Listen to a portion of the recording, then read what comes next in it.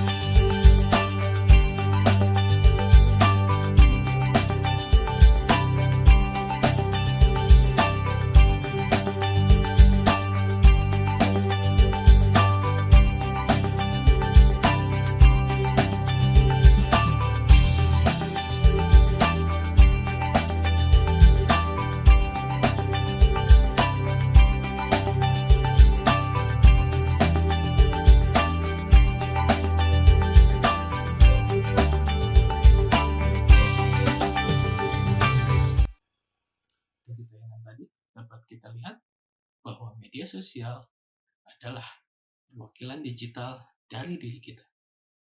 Apapun yang kita lakukan dan kita pikirkan di dunia nyata dapat orang lihat melalui media sosial kita. Selanjutnya kita masuk ke dalam sebuah pertanyaan. Mengapa penting memperhatikan apa yang kita lakukan di media sosial? Untuk dapat menjawab pertanyaan ini, mari kita lihat tayangan berikut. It's where we share our memories, our photos, and sometimes our opinions. But when it comes to social media, some of us might be sharing too much. We're not only looking at the types of comments that they're making, we're also looking for spelling, grammar. It's an online resume. Job recruiter Jolene Risch says when a new applicant comes in, she starts with Google. Who they are 24 hours a day is important to the company. She then checks the obvious places: Facebook, Twitter, Instagram.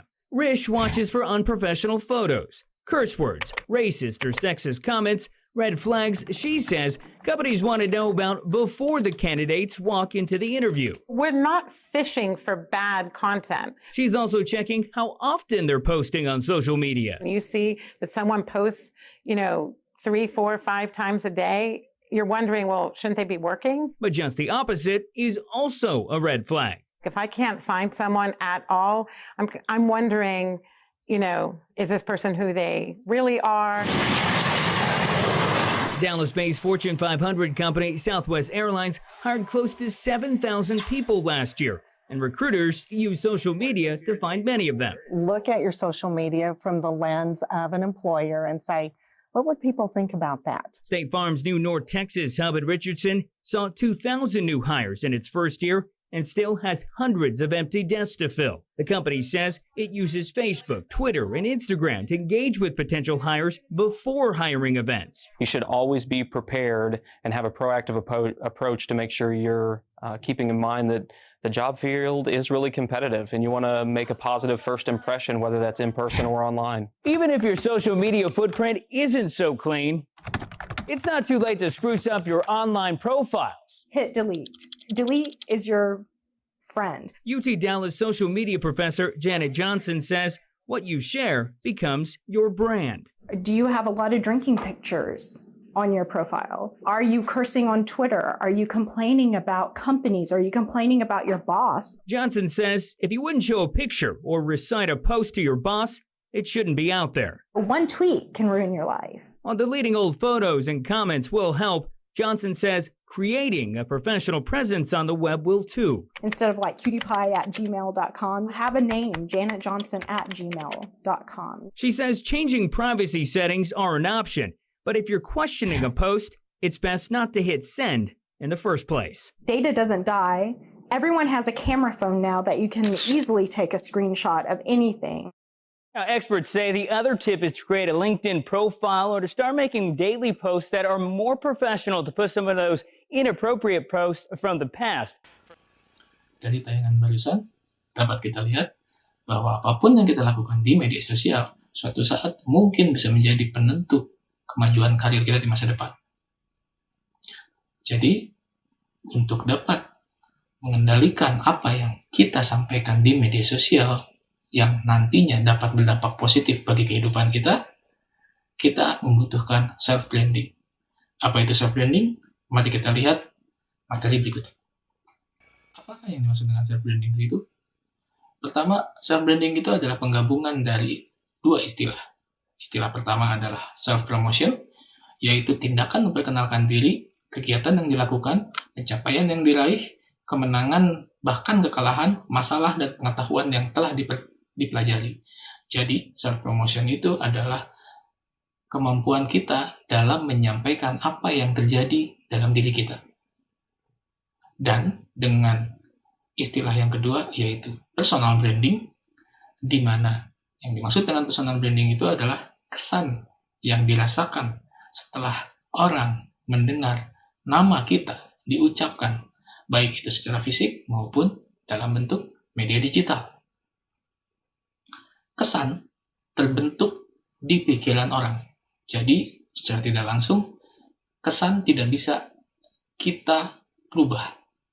Kesan muncul ketika orang tersebut pernah mengalami interaksi dengan diri kita atau perwakilan lain dari diri kita. Nah, oleh karenanya, yang harus kita pertimbangkan bukan kesannya, tapi bagaimana cara menciptakan kesan. Disitulah istilah self-branding masuk. Dalam self-branding, kita meyakini bahwa kesan yang tersimpan dalam pikiran seseorang sangat bergantung dari tindakan yang kita lakukan. Karena itu, apapun yang kita lakukan harus memikirkan dampak terhadap kesan yang akan muncul di pikiran seseorang.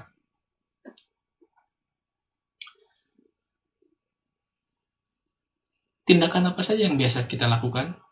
Hampir semua media sosial itu sudah dengan mudah diakses oleh orang lain. Sehingga ketika kita menggunakan sebuah media sosial, orang bisa dengan mudah menemukan diri kita dengan cukup menuliskan kata kunci, yaitu nama kita.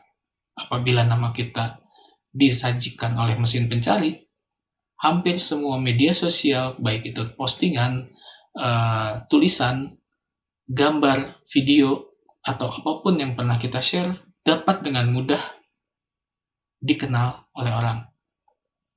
Nah, jangan takut, itu artinya bukan kita tidak boleh posting, tetapi yang paling penting adalah bagaimana caranya menciptakan kesan yang tepat pada pikiran orang. Kesan yang tepat ini bukan berarti harus selalu kesan yang orang lain inginkan, tetapi bisa jadi adalah kesan yang kita inginkan orang untuk mengingat ketika mereka bertemu dengan diri kita. Artinya, ketika di masa depan kita ingin mendapatkan pekerjaan atau melakukan sesuatu yang kita cita-citakan, kita harus memulai hal tersebut dari saat ini juga. Dengan cara bagaimana? Dengan cara mengatur kemunculan kita di media digital.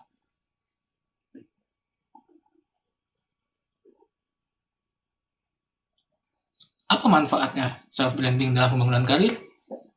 Pertama, self-branding dapat menunjukkan passion,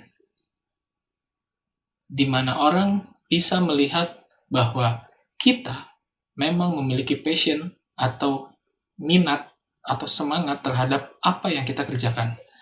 Ketika orang bisa melihat semangat kita, secara tidak langsung, orang juga bisa melihat bahwa kita pasti akan serius dalam mengerjakan hal tersebut.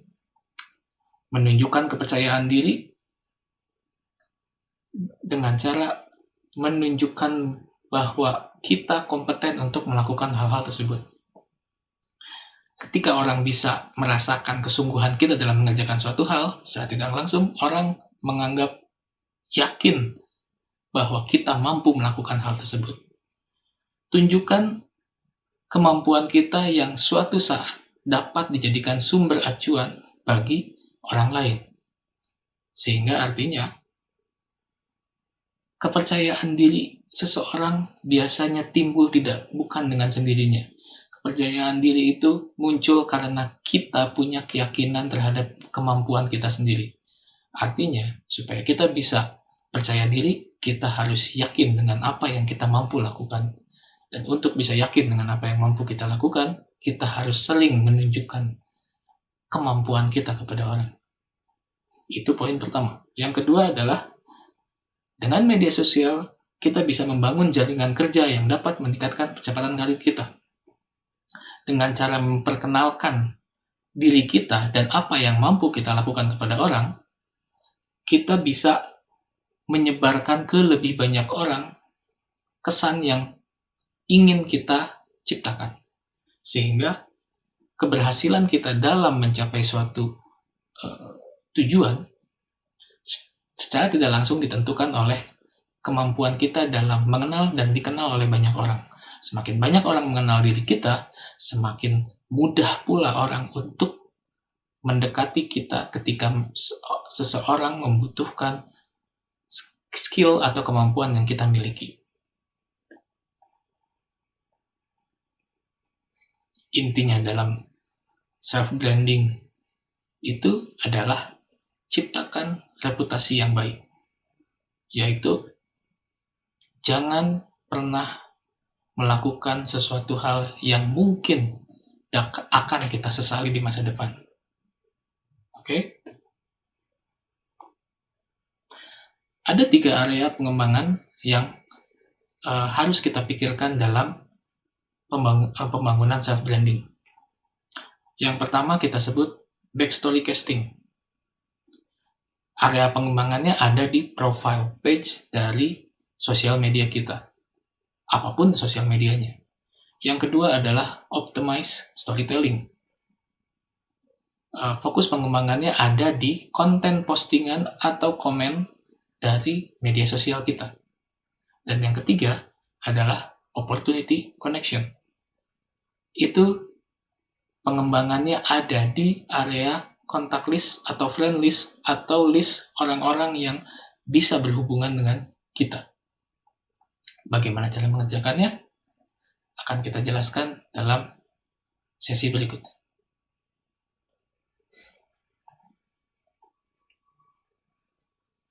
Berikutnya kita masuk ke dalam kegiatan pertama dalam self-branding, yaitu backstory casting.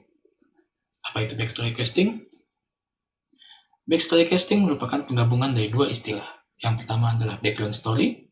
Background story itu biasa ada di dalam film, komik, ataupun animasi, atau game. Biasanya background story itu adalah kisah yang melatar belakangi atau yang menjadi latar belakang seorang tokoh melakukan tindakan yang dia lakukan dalam sebuah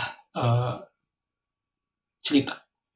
Nah, dalam background story ini biasanya diceritakan hal-hal yang pernah terjadi di masa lalu, atau mungkin kadang-kadang ada pernah menyatakan tentang tujuan mereka di masa depan.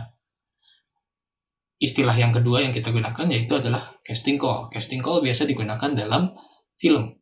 Kegiatan memilih atau mengisi peran atau mengisi tokoh yang nantinya akan diperankan oleh orang lain. Nah, penggabungan dari dua istilah tersebut akhirnya menciptakan istilah backstory casting.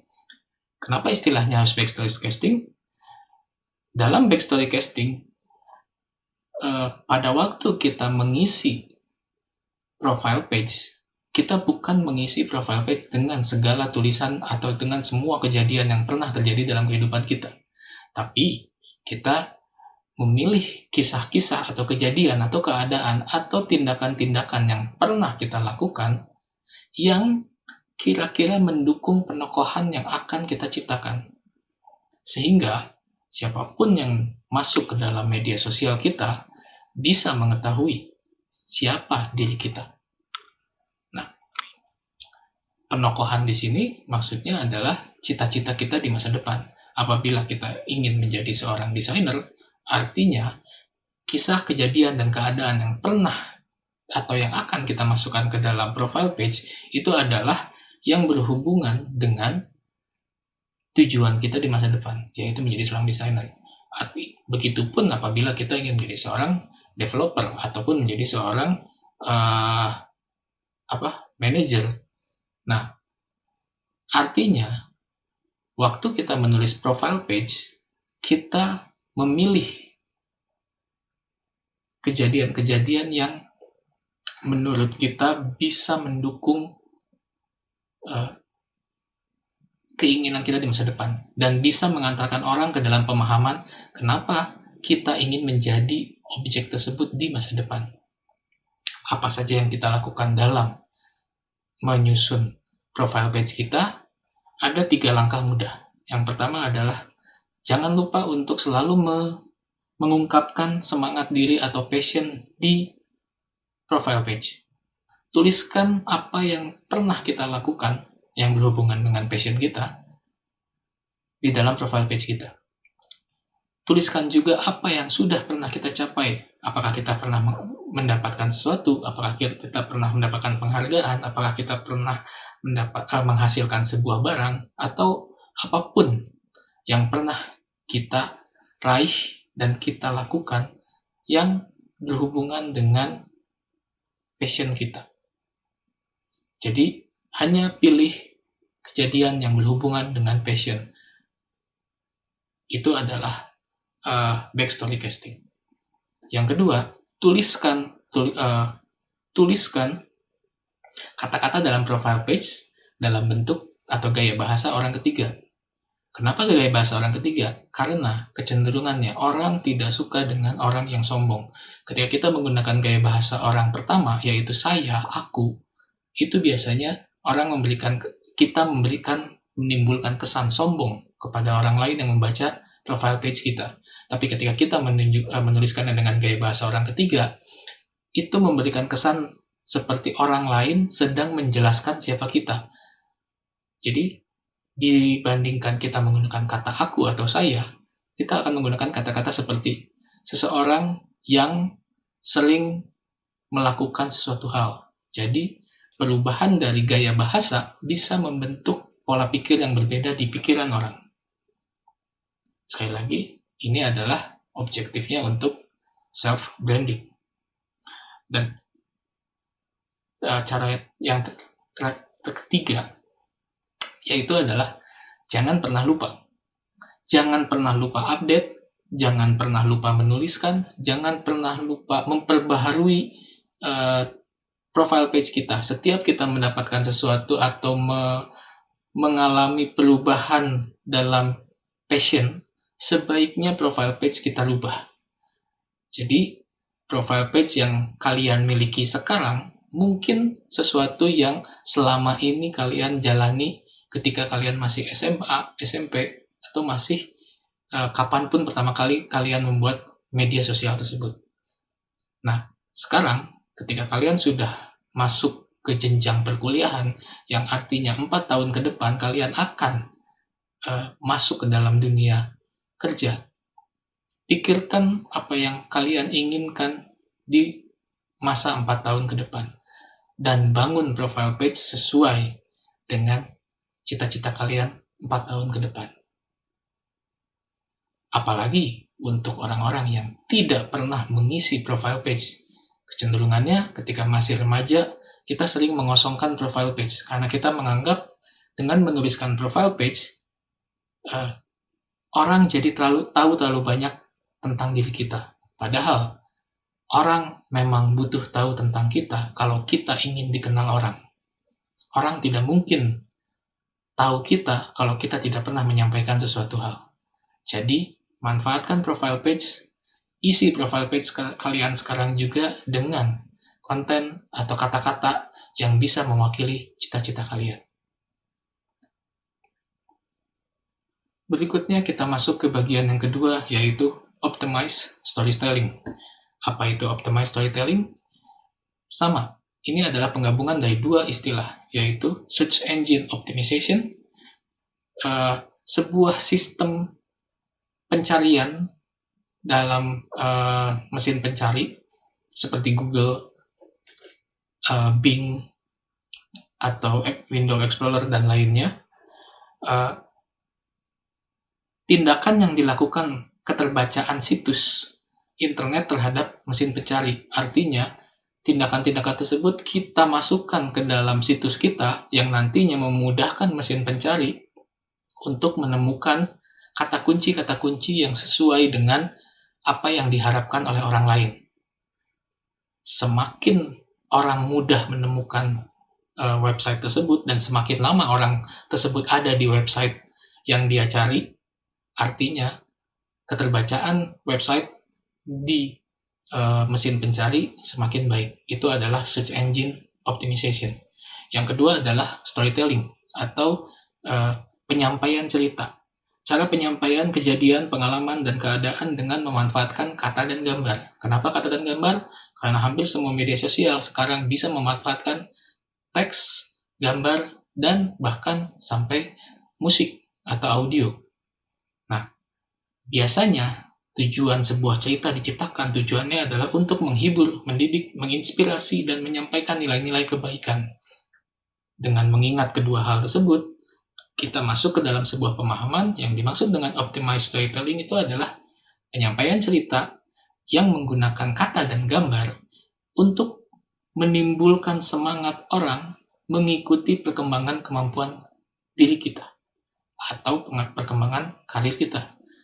Artinya, cerita yang akan kita buat dalam media sosial kita itu adalah cerita-cerita yang bisa membangun ketertarikan orang terhadap diri kita. Bukan cerita-cerita yang berisi keluh kesah atau cerita-cerita yang berisi menjelek-jelekan orang lain, tapi cerita-cerita yang menunjukkan siapa diri kita, apa kemampuan kita, apa yang bisa kita lakukan, apa yang pernah kita capai, dan seperti apa diri kita sebenarnya. Bagaimana caranya? Ada 3 tindakan yang bisa kita lakukan dalam optimized storytelling. Tindakan pertama adalah jangan menulis atau memajang gambar yang akan kalian sesali di masa depan. Biasakan untuk tidak menulis di media sosial ketika kalian sedang marah. Karena biasanya ketika kita sedang marah, apa yang keluar dalam tulisannya adalah sesuatu yang sifatnya negatif, yang justru akan merugikan diri kita atau kesan kita di masa depan. Tidak ada seorang pun atau tidak ada satu perusahaan pun yang suka ketika ternyata karyawannya berbicara hal negatif di belakang layar. Nah,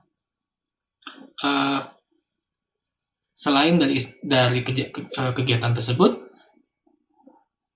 media sosial sering berkaitan dengan komunitas. Biasanya ketika kita membaca postingan orang lain, kita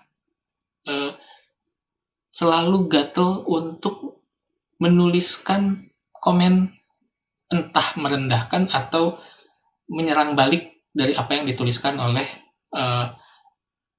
yang menulis postingan aslinya. Nah, sebaiknya hal tersebut dihindari. Ketika kita anggap kata-kata kita bisa merendahkan orang lain atau bisa merugikan orang lain, sebaiknya kita tidak usah memosting tulisan tersebut atau gambar tersebut. Selain itu, selalu periksa ulang tautan atau link URL, Twitter, YouTube, atau apapun dengan benar. Kenapa? Karena biasanya dalam dunia digital, permasalahan terbesar itu adalah plagiarisme. Orang bisa dengan mudah menduplikasi isi tulisan orang lain dan mengklaim bahwa itu adalah tulisan dia, atau kadang-kadang orang bisa dengan mudah merubah isi tulisan orang lain menjadi isi tulisan yang tidak sesuai. Nah, untuk mencegah hal tersebut, selalu cek ulang apapun yang akan kita posting atau apapun yang orang posting. Periksa ulang kebenaran dari setiap berita yang akan kita posting. Jangan menjadi agen penyebar hoax atau berita bohong yang pada akhirnya justru akan merugikan diri kita sendiri. Periksa ulang tata bahasa bukan berarti kita harus 100% secara grammar harus selalu benar, tapi minimal kita tidak menggunakan kata-kata yang merendahkan atau tidak dipahami orang lain. Pilih kata berdasarkan siapa yang kita ajak bicara di dalam postingan media sosial kita. Dan yang paling penting, jangan jadikan web media sosial kita sebagai tempat untuk jualan, kecuali memang akun kita adalah akun perusahaan atau memang akun bisnis. Tapi kalau itu akun pribadi, jarang ada orang yang ingin berbicara dengan orang lain ketika dia masuk, tiba-tiba yang selalu ditawarkan adalah tolong beli produk ini, tolong lakukan ini, tolong lakukan ini. Nah, mereka ingin berbicara dengan Anda, mereka ingin bertemu dengan Anda, mereka ingin paham siapa Anda, bukan ingin membeli apa yang Anda tawarkan. Tindakan yang kedua dalam optimize storytelling, yaitu adalah tuliskan hal yang kita sukai, yang kira-kira bisa membangun semangat orang lain dalam menjalani kehidupan mereka. Jadi, ketika kita berusaha menunjukkan ini cara saya melakukan suatu hal, secara tidak langsung kita menciptakan ciri khas. Dan ciri khas diri kita tersebut orang bisa temukan dalam postingan. Jadi, hanya karena orang lain pernah buat postingan yang sama, belum tentu artinya kita tidak boleh melakukan hal yang sama. Tapi ingat, biasakan untuk selalu memiliki originalisme atau originalitas, di mana saya akan melakukannya dengan cara saya. Dan saya yakin cara saya mungkin lebih efektif, mungkin lebih efisien, atau apapun. Tapi jangan pernah takut untuk memposting sesuatu menurut sudut pandang saya, sudut pandang pribadi. Jangan beranggapan setiap orang itu memiliki tingkat kecerdasan yang sama dengan kita. Jadi, biasakan di beberapa bagian postingan, kalau memang kita menggunakan istilah yang jarang orang dengar, sedikit berikan penjelasan tentang arti dari istilah tersebut. Dengan hal tersebut, dengan tindakan itu, nantinya orang menganggap bahwa kita adalah orang yang memahami kesulitan orang lain. Kemudian, masukkan sedikit candaan. Jangan terlalu kaku dan membosankan. Kita ingin dianggap sebagai manusia, bukan robot. Jadi, kita bukan orang yang hanya bisa melakukan suatu hal, tapi kita juga bisa bersenang-senang dalam melakukan hal tersebut. Yang artinya, kita menikmati apa yang kita lakukan. Dan yang ketiga, atur jadwal posting. Jangan posting sembarangan, artinya jangan ketika orang lagi tidur, tiba-tiba kita posting. Tidak akan ada yang baca, ketika orangnya bangun, postingan kita sudah tertutup oleh postingan yang lain. Atau posting ketika orang sedang sibuk. Tidak akan ada yang baca juga. Atur jadwal posting kira-kira saat dimana orang memang punya waktu senggang, dan saat dimana orang-orang sedang aktif untuk mengakses media sosial mereka, sehingga akhirnya nanti traffic untuk berinteraksi dengan kita akan semakin meningkat dan tingkat keterkenalan diri kita terhadap orang lain semakin tinggi. jangan juga jarang posting. Atur jarak antara satu postingan dengan postingan berikutnya, jangan terlalu jauh. Jangan posting sebulan sekali atau setahun sekali. Posting dengan interval yang cukup rutin, tapi tidak terlalu setiap jam juga. Atur jadwal postingan sehingga orang bisa melihat kita memang punya kehidupan yang dijalani dan kita memang punya minat dalam menjalani apa yang kita lakukan dalam kehidupan kita. Dan saran paling terakhir, kalau kita mentok tidak tahu mau bikin apa, biasanya orang suka dengan daftar terbaik. Daftar terbaik ini adalah kalau kita bingung cukup bikin 7 mata kuliah yang paling saya sukai, atau 3 cara menghasilkan uang dengan cepat, 4 cara menembak bola ke dalam ring basket, atau apapun. Dengan membuat daftar-daftar tersebut, biasanya orang terbangun rasa penasarannya, karena mereka biasanya ingin mencari sesuatu hal yang berbeda dengan yang biasa mereka lakukan. Nah, itu adalah saran kalau misalnya kita berusaha menciptakan isi postingan yang bermanfaat bagi orang lain dan bermanfaat juga bagi diri kita. Nah, ini adalah beberapa contoh postingan yang harus dihindari. Bisa kita lihat di sini postingan-postingan yang harus dihindari, kecenderungannya adalah postingan-postingan yang bersifat penipuan, hoax, atau berusaha untuk memanipulasi pola pikir orang supaya melakukan tindakan anarkis atau hal-hal yang negatif lainnya. Nah, usahakan kita jangan jadi bagian yang menciptakan hal tersebut dan orang jadi bagian yang menyebarkan hal tersebut. Selalu ciptakan pesan original buatan kita sendiri yang nilainya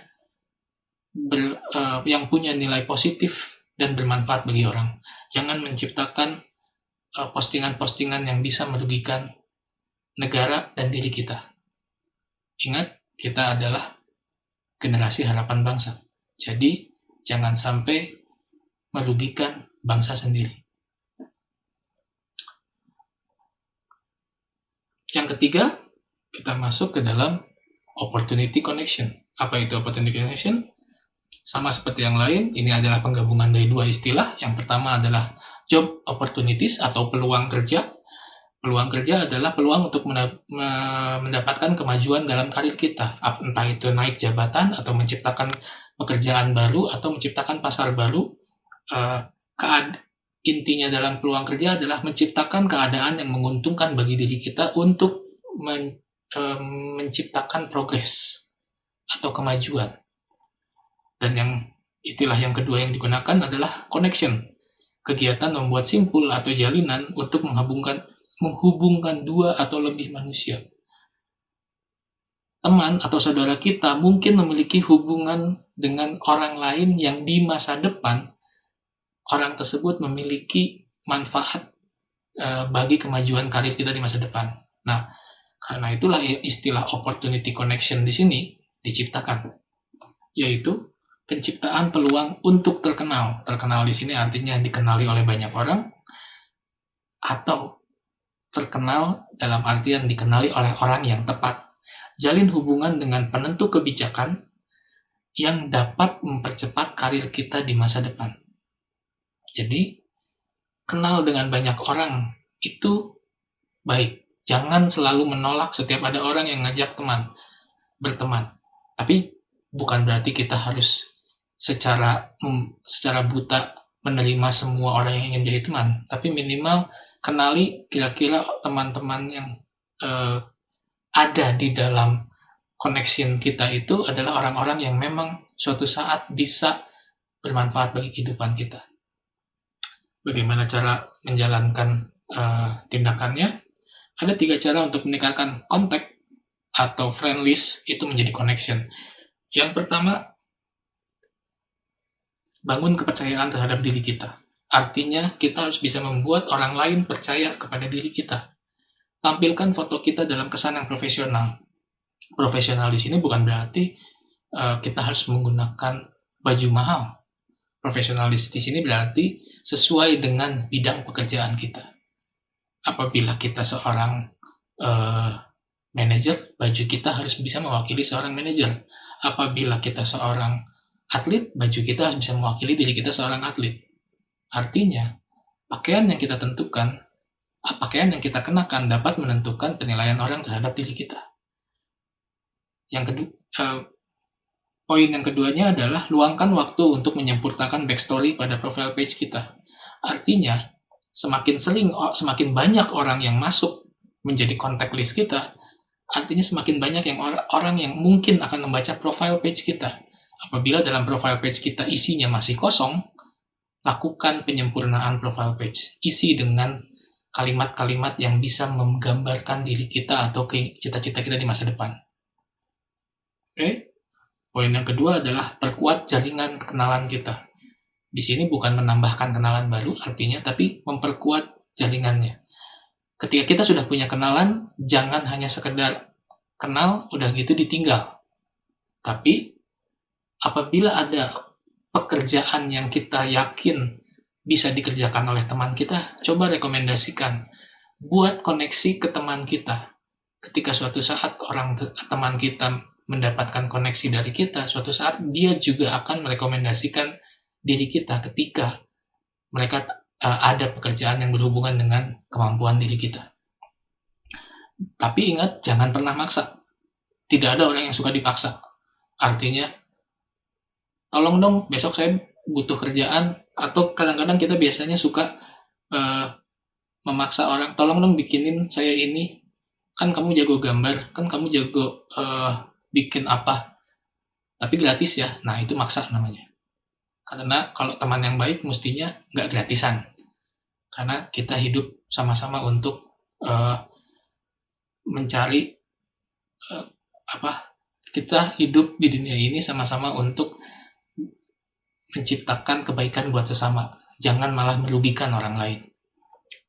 Jalin hubungan baik dengan sahabat dan kenalan kita. Kecuali kita ingin mencari musuh, jangan pernah posting hal yang negatif. Kecuali memang teman dekat. Tapi itu pun tidak publik. Postingannya tidak dilepas secara publik. Gabung dalam grup yang diikuti kenalan. Kalau kita ingin lebih kenal, lebih dekat, dan kita bisa kenal koneksinya, coba masuk ke dalam grup yang mereka miliki. Minimal dengan cara gitu kita bisa memperluas koneksi kita. Jangan menolak undangan. Jadi kalau ada yang ngajak ketemuan atau ngajak berteman, jangan langsung ditolak, tapi simpan aja. Suatu saat mungkin kita akan membutuhkan mereka. Belum tentu sekarang, tapi suatu saat nanti kita mungkin akan membutuhkan mereka. Yang penting kita mesti tahu karakteristik teman kita seperti apa, profile page-nya mereka seperti apa, passion mereka seperti apa. Sehingga suatu saat kita bisa menjadi koneksi atau kita bisa menciptakan koneksi buat mereka juga. Yang ketiga adalah pilih tata bahasa yang tepat untuk berkomunikasi. Jadi, jangan pernah salah ngeja. Salah ngeja nama teman, salah ngeja panggilan teman, sehingga ujung-ujungnya suatu saat mungkin ada teman yang merasa direndahkan. Nah, sebaiknya itu dihindari. Dan yang paling penting, kalau misalnya kalian memiliki teman yang sangat sering menyebarkan hoax atau spam, setiap berapa hari sekali tiba-tiba nyebarnya berita yang nggak baik, daripada membuat kalian bingung, mendingan dihapus saja. Karena teman-teman yang seperti itu, kita bilangnya toksik, ujung-ujungnya suatu saat mungkin bisa membuat atau membangun kesan orang lain bahwa kita sama dengan teman kita. Karena postingan dia mungkin akan keluar di postingan kita. Jadi, jangan lupa pilih teman yang memang bisa membantu kita menjadi atau mencapai cita-cita kita di masa depan. Itu adalah 3 teknik pengembangan dalam self-branding yang berhubungan dengan media sosial. Kesimpulannya adalah ada 5 tahapan untuk menciptakan self-branding yang mesti kita ingat selalu. Yang pertama adalah selalu tunjukkan passion kita. Tunjukkan passion kita dalam profile page, tunjukkan passion kita di dalam postingan kegiatan kita sehari-hari, dan tunjukkan passion kita ketika kita berinteraksi dengan teman kita. Dengan menunjukkan passion, orang bisa kenal siapa kita dan apa kemampuan kita. Yang kedua adalah pertegas kemampuan. Selalu tunjukkan postingan yang sesuai dengan kemampuan kita, yang kira-kira bisa membuat orang kenal atau tahu kemampuan kita itu apa. Jadi rutin melakukan postingan yang isinya menunjukkan kemampuan kita. Yang ketiga, ciptakan ciri khas. Lakukan hal-hal yang kita sukai dengan cara kita. Karena kalau kita melakukan dengan cara orang lain, itu sudah dilakukan oleh orang lain tersebut. Mendingan kita lakukan dengan cara kita. Cara memasak dengan gaya kita. Cara menggambar dengan gaya kita. Cara membuat alat dengan gaya kita. Cara membuat coding dengan gaya kita. Sehingga nantinya orang kenal karakteristik diri kita seperti apa. Apa penciri kita. Apa yang membedakan kita dengan orang lain. Karena setiap orang adalah unik. Bangun hubungan. Karena hubungan yang baik akan menciptakan peluang yang baik. Dan masa depan yang baik muncul dari peluang yang baik. Semakin tinggi hubungan kita, semakin baik. Semakin luas hubungan kita, peluang kita akan semakin besar. Dan yang terakhir, lakukan. Sekecil apapun tindakan yang kalian lakukan berhubungan dengan self-branding, itu adalah tetap sebuah langkah maju dalam capaian tujuan kita di masa depan. Demikian materi tentang self-branding. Ingat, apa yang kalian posting menentukan kemajuan karir kalian di masa depan.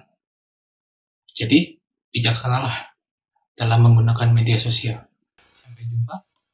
Mudah-mudahan kalian dapat menjadi generasi harapan bangsa.